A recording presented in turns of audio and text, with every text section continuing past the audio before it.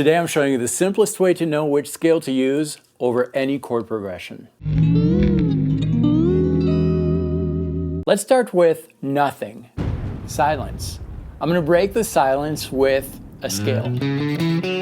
That scale works great. It establishes the mood. It doesn't compete with anything else. There was silence, and now that's what we have. Let's do the same exact thing, but this time we're going to add this.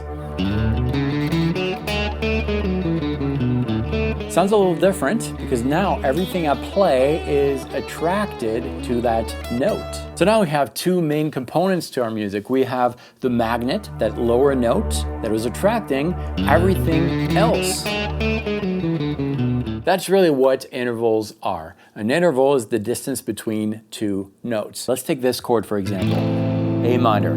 The root, the fifth, the root again, the minor third, the fifth, and the root. The reason these notes are not in order is just for fingering purposes. Now, if we look at that particular chord, we can pretty much always match it with the minor pentatonic scale. And that's because within the minor pentatonic scale, we find the root, minor third, perfect fifth that we had in our minor chord with two additional notes, the fourth and the minor seventh. I know it's not a perfect match, but if we look at most scales that will work over a minor chord, these scales pretty much all have a fourth and a minor seventh. Now what happens when you introduce other chords? We're going to take our A minor chord followed by maybe an F major chord.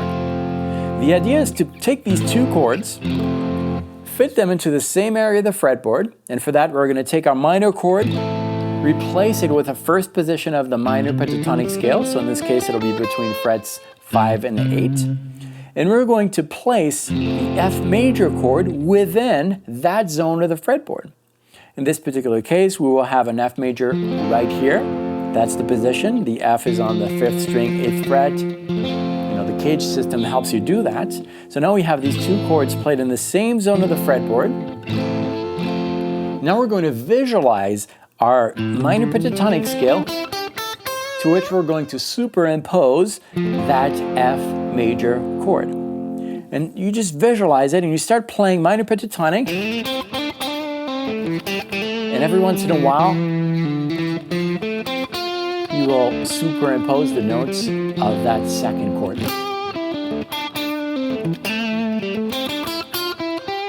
What we're doing here is filling in the minor pentatonic scale with the missing notes. Remember, the minor pentatonic scale is made of the root, minor third, fourth, fifth, minor seventh.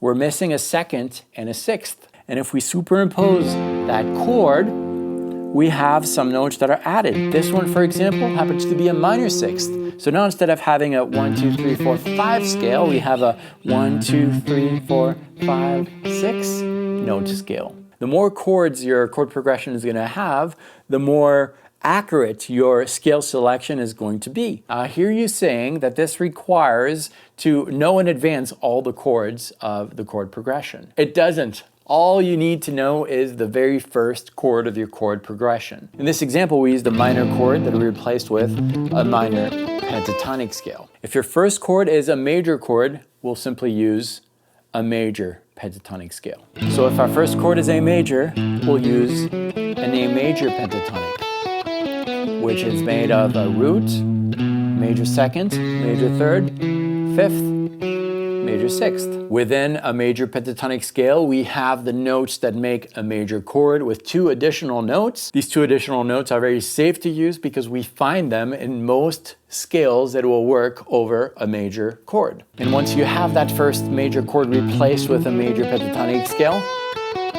we're just going to fit within our zone of the fretboard all the other chords of the progression. Be careful though, because sometimes you can get so comfortable with the newly found position that you stop listening to music. And when you stop listening, that's often when the keyboard player will throw that chord you just don't know what to do with because it doesn't fit the scale. But if you click and watch this video, you'll be safe because this video will teach you how to play by ear. Click on this, I'll meet you right there.